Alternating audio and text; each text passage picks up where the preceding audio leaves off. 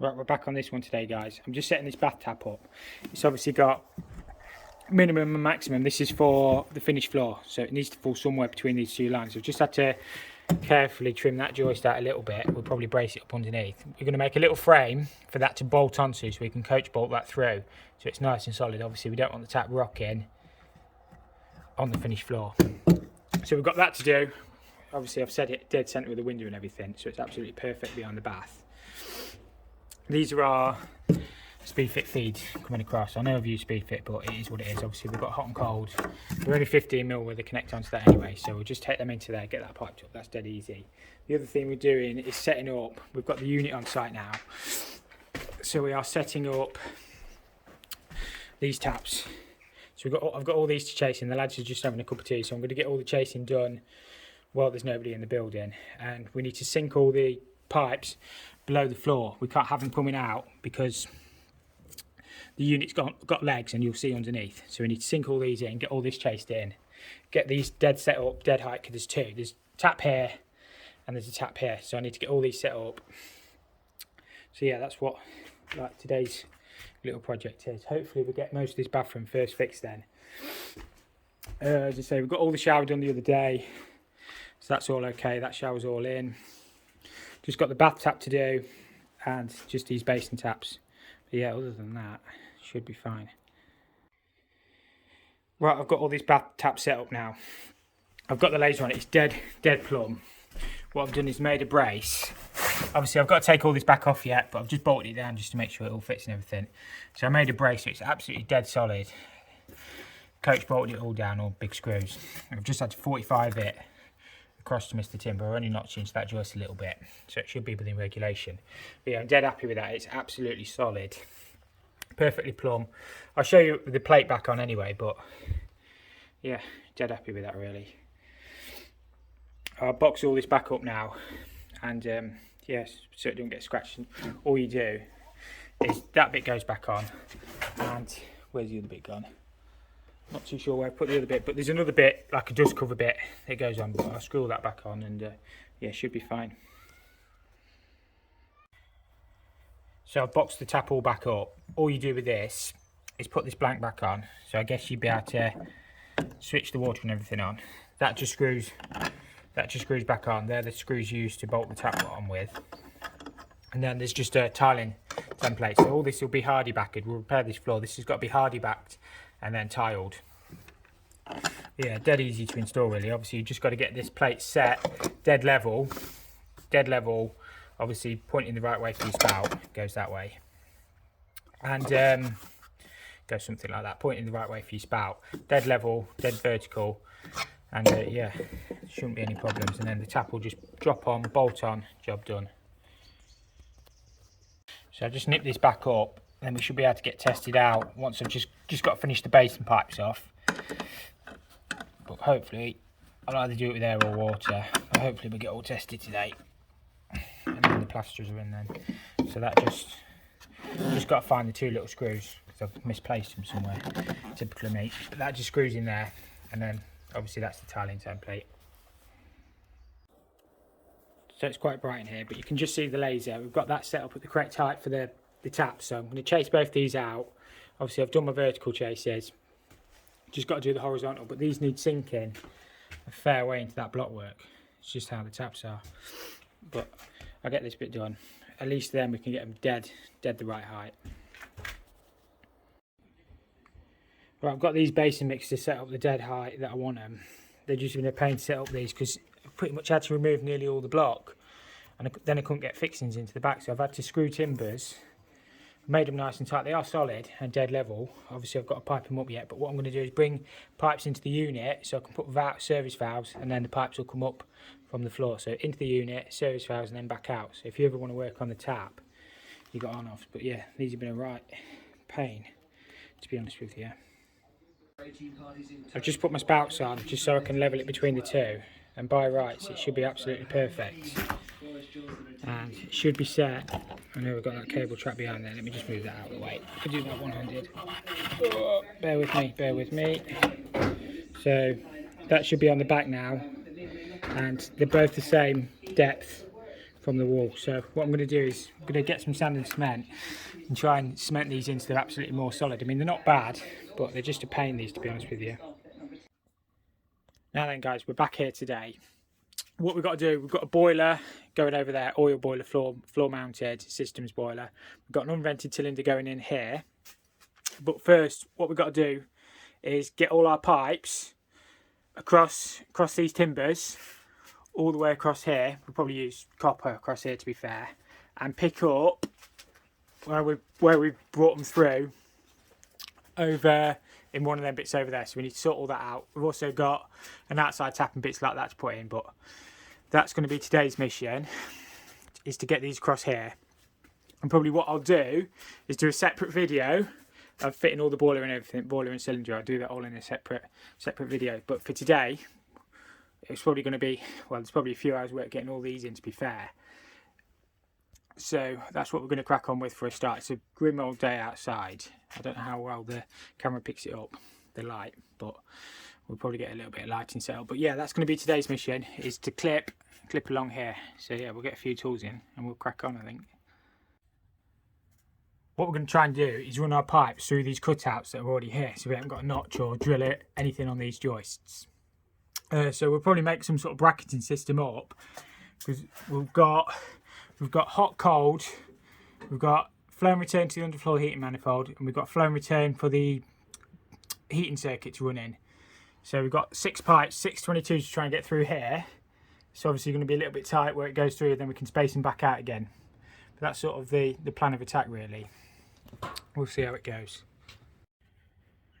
When we bring the pipes down for the boiler, we're going to use proper Munster rings, but just up in this ceiling, we're going to make some brackets up with Pantolat and just screw these through so the pipes will sit where we want them. So we'll make all these brackets up first, screw these to the wood in the correct place, and then just bolt them or screw them onto the ceiling. So we'll space them out. What we're going to try and do is keep the hot and cold this side, because the cylinders go in straight down there, and we're going to keep all our heating circuits on this side so we can bring them down and drop them in with his own valves and stuff. That's sort of the plan anyway. My mate's going to start clipping up for the underfloor heating manifolds. We're just going to use Munster rings on this wall. We'll probably use 2 sets and then drop straight down into the manifold, which is just under there. These will run along. We'll have to run on top of here, but if they do ever convert this space, that'll be in the roof space anyway, so you'll be able to get to them. And obviously we'll lag them all at the top.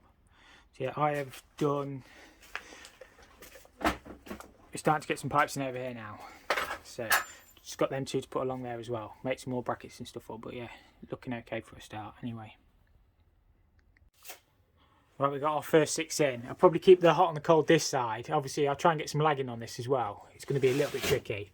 It's just how the joists sort of are, they're sort of all over the place, but these are nice and solid. So probably keep like the underfloor heating or the heating this side, and sort of the hot and colds over there, and imagine they're going to be dropping straight down into the cylinder, and all my valves and stuff will be over there. So you sort of plan it how you think it's going to go, obviously, before you get to that end.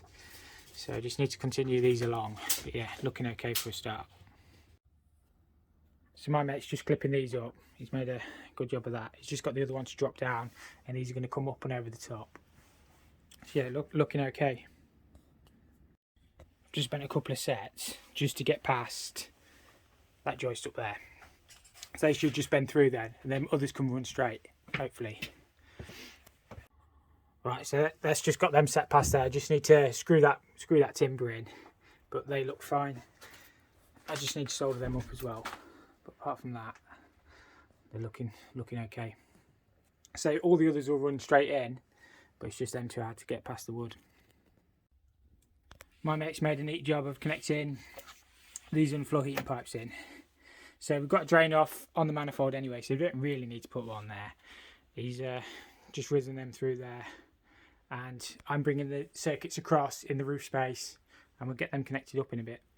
But yeah, looks neat and tidy enough. So we are now up in the roof space. All our pipes we're going to clip along here. I'm a bit fat to get through here. We're going to clip them all along here. We're going to space them up, or space them so we can lag all the pipes, and we're going to put on top of Jacob's head is some auto air vents, or some air vents for the underfloor heating pipes. but the other heating circs will rise through and into there. That's where we're picking them up. So we just got to get clipped along here. It's not too bad. It could be worse. So yeah, Jacob's going to crack on with that. I'm going to crack on with the other bit. I've just soldered these pipes here up. I've had to use a heatproof mat because I end up catching the timber if you're not careful. It is awkward. Obviously you can never get your solder joints absolutely perfect because obviously gravity is always going to sort of flow it down, but as long as they don't leak, we're going to probably try and get some lagging on these anyway. So we just need to continue them through into there, and Jacob's working from the other side. We're going to hopefully meet somewhere in the middle. So Jacob's just clipping along that space there. As I say, we've spaced them plenty apart so we can get some nice chunky lagging on there as well. And we're going to meet up somewhere above there in that corner. Right, what I've got to do is try and get a 22 cold feed clip down here because the incoming water main comes in, probably not going to be able to see it, but it's blue poly coming in behind that toilet and there's a stop tap. So I'm going to run a 22 feed down here, which is going to feed this end of the house and this unvented cylinder. So I've just sort of got to pick a route. I'm going to probably go in the corner down there. I don't think it'll matter too much because this is just like an outside toilet type thing. Or it's an inside toilet, but you get what I mean.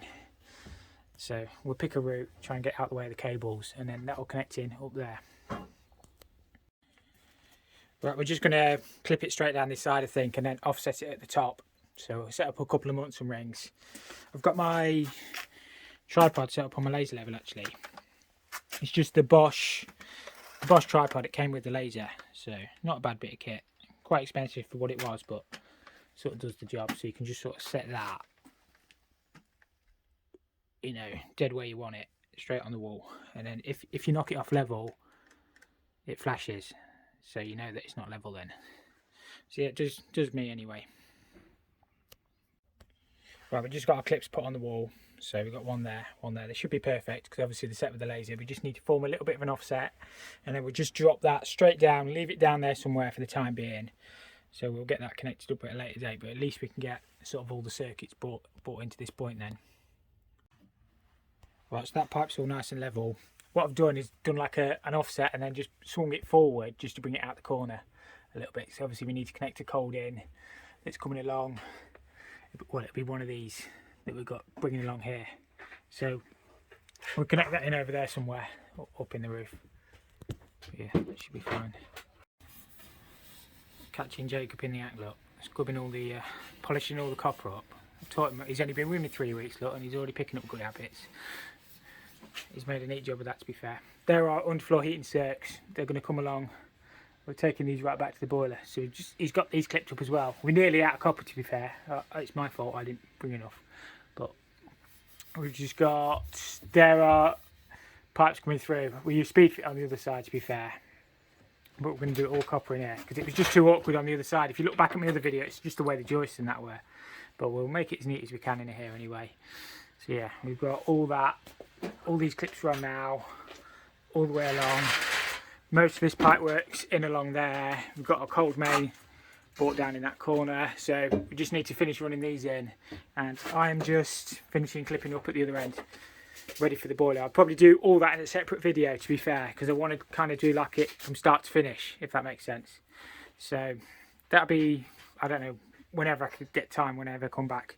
So we'll do that in a separate video, but just thought I'd show you sort of the process, what sort of goes into it. But looking okay anyway. I get a little video of Jacob doing a little bit of work. Not that he doesn't do work. This will be the joint that goes wrong. Let's see if I can get in. Look at that. Jacob uses the, I'll show you in a second once he's done that. He likes the gas lamp with the long hose. I personally never use one of them, but Jacob seems to get on alright with it. I'll show you in a second. Try and get probably the world's worst cameraman.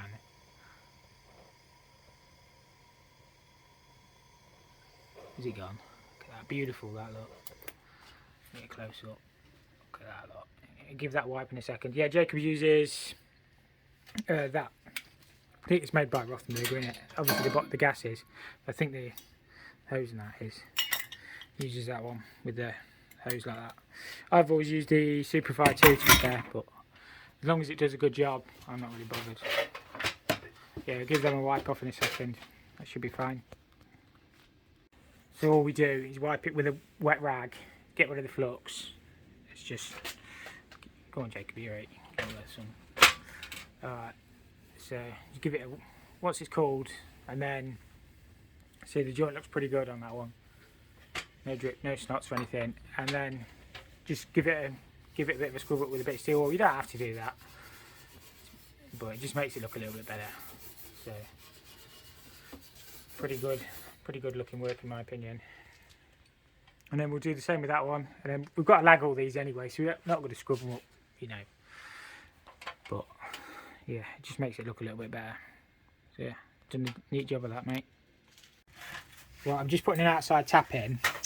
For some reason they only had the short back plates and they're not long enough to go through the wall, so I've just soldered a socket on. What I'm going to do is sleeve it through with a bit of overflow, and then all you do with these screws to the wall, inside we'll put a service valve, double check valve service valve, and then just do it that way. But I didn't have any long ones, so I just soldered that on. I'll just get this put in really quickly. What I always like to do with these is to try to get a bit of silicone between my sleeving and the copper. Just stops any drafts or anything getting into the pipe. I already had one take of this, but I messed it up. So try and get some silicone in there, and then screw that back to the wall. Then you just sort of got to get the silicone in. It just makes it a little bit more airtight as well. So I'll screw my outside tap in, just use Loctite, and then connect it on the inside. So dead easy really. Right, that's all screwed in. For a change, we actually got 3 good fixings on that, which sometimes you do struggle to get all 3, but absolutely solid. So the tap will just screw in there. I'll show you on the inside now.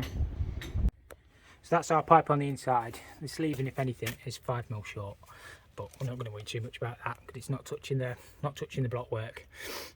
So all I'm going to do is put a soldering elbow on here. We're going to go double check valve, service valve, and then we're going to pick it up. We're going to run a 15mm feed off here, somewhere across where Jacob is, over there. So be able to turn this off in the winter and then just drain it out.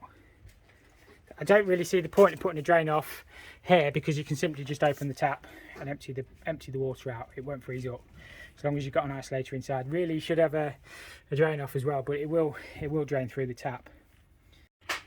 Just try and get this pipe cut off. We are in quite a dark corner, so hopefully you guys can see it.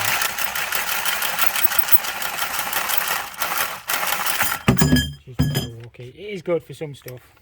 Some stuff it's not so good for, but bits like that's okay. So I just need to solder onto it. I'll probably set that double check valve back off before solder. But you are required to have a double check valve inside the building. You can't have one with an outside tap with a double check valve built in. So I think they call them HUK2. HUK2s are no good if you're putting an outside tap in from new. You can use them on if there's one already in. But if not, you have to. The double check valve has to be within the thermal envelope of the building. You can't put it outside. So it needs to be inside really. So that just screws into the outside. We get the inside bit connected up, and that'll be job done. That's all connected inside. You probably can't see anyway, but it is all dead level. We're just going to pick it, as I said, we're going to pick it up in the roof. So we've got a shut off and a double check valve as per regulations, which is great. And I'll just show you the outside bit quickly. So all I use on these is Loctite 55. I've probably got too much on there, to be fair. I've probably put about 12-15 turns on, which is probably too much, and then just screw them in. Have to go mental. The Loctite will seal it, and you just want to point in the correct way up. I don't think it'll go another turn, and just make sure it's straight. And it's as easy as that. And then just clean off the excess Loctite, and it looks nice and neat then. That's job done. These are all our pipes coming across. We just got to finish the bit behind me. Let me just spin the camera around. There we are, look. I'll probably end the episode here because I want to do all the boiler in another video, like make it a complete video if I can. I appreciate all you guys stopping by the channel again. It really does mean a lot. So if you could hit the like button if you enjoyed the video, that would really help me. If not, hit the dislike button if you didn't enjoy the video, and I will see you all in the next episode. And thank you all for watching.